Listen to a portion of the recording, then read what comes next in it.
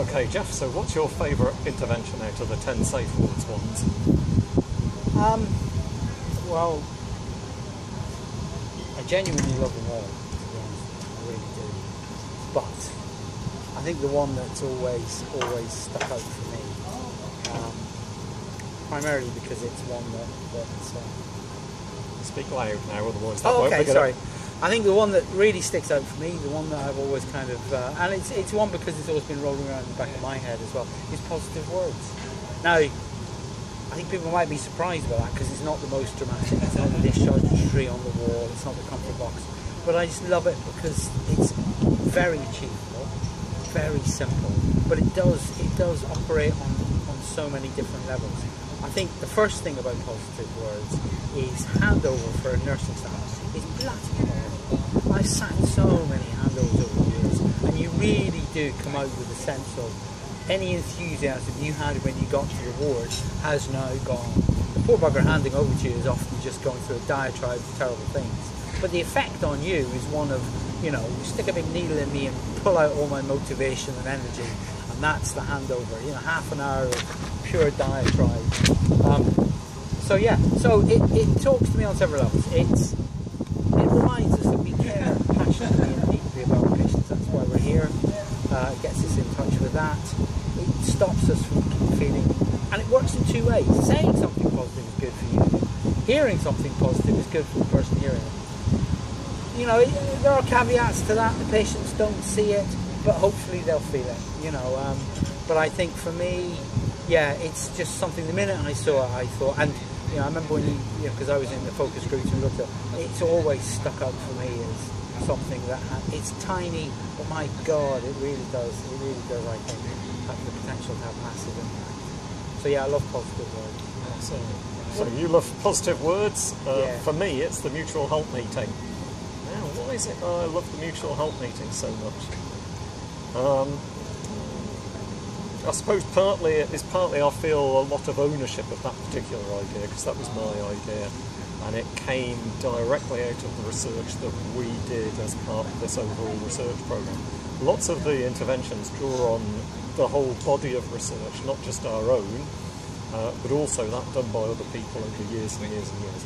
Mutual help meeting, however, was an idea that not only came out of our own research, but I suppose it was my idea, so I feel a bit more identification with it than I do with some of the others. And the other is that it's just so golden, it's so perfect, it works so powerfully for patients. See, the research finding was that we went and interviewed patients, and one of the things that they really valued about being on the ward was the support that they gave each other. And of course, if you've been an inpatient nurse, you recognise that immediately. It's been in your face all of the time, and you have actually known it, but you've just not articulated it necessarily. Well, this kind of says it to you, and then the mutual help meeting just is a fantastic engine for formalising it a little bit and giving it more energy. So what do I like about it? I like the idea that we're producing more of a community rather than these individuals with their different diagnoses and illnesses and crises. So it binds people together, and stuff that binds people together is always, I suppose, one of my core values. But the other thing is that it gives some people a credited, meaningful role. It acknowledges what they're already doing for each other. And such opportunities to do really deeply meaningful work, I think are probably quite rare for some of our patients. And so to be able to formalise that, to stimulate people to use those opportunities and give them the opportunity to be thanked for them afterwards, I just love it to bits. So what did you feel when we got the letter from Mark, the patient in Ipswich? Well, that was a very affirming. Absolutely, he completely recognised exactly what I was talking about. And that happened in some of the wards during the research intervention as well. The patients took the thing over because the staff weren't necessarily terribly reliable at running it, so the patients themselves took it over and ran it. It's not the best way because, of course, patients turn over and then you kind of quickly lose that impetus, but it does kind of demonstrate that patients themselves value it. Yes. Yeah. Next most favourite intervention? We didn't plan for this for the video, so I'm putting you on the spot now. Okay, we're going down through the list. My next personal, and I know there's resistance to talking about it, is know each other. I just think it's, I mean, two things. First of all, when I did my own know each other, because you made us do them all, which was totally right and appropriate, I enjoyed that. And it went through an interesting process of what should I say, what shouldn't I say, what do I need not to say to keep my professional registration. But, at the end of the day, when I saw it and when I read other people's, I thought this is tremendously valuable. And I could imagine on a ward seeing patients. I mean, that would be phenomenal. There was a video recently where two nurses talked about, and there was a lovely example of a gentleman on a ward who'd been aggressive previously. He'd had a 30-minute conversation. The nurses had never had that before. And I thought that was brilliant.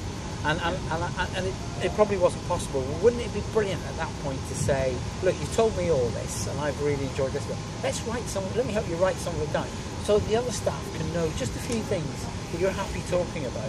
I thought that was... So yeah, know each other I think is very, very powerful. And I'd love to see wards that have the patients in there as well.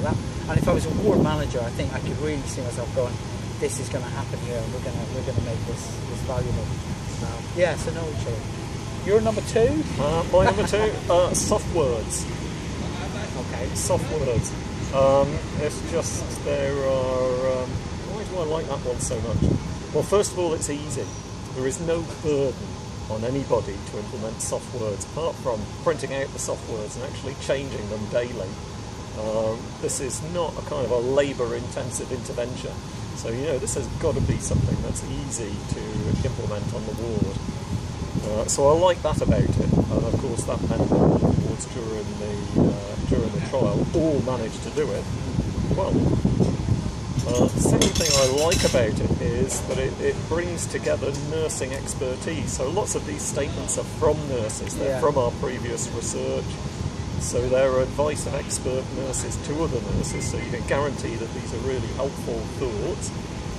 And the other thing is that it capitalises on the fact that I discover so often in the research, which is that we all think the knowledge that we have is shared with everybody else, when in fact we all have one isolated little bit of it, a little bit of overlap, and actually there's lots of expertise residing in other people that you can make use of. And I think that lesson in soft words is something that capitalised on by teams. In fact, there are a few other interventions that we thought of that could do that, but they didn't make it until final 10. I think it'd be worthwhile asking you, what's your top? Yeah, you out there who are listening to this interview. Go on, show us a video. Yeah. Tell us what you think is your favourite and why. Post us. Tell us what you think.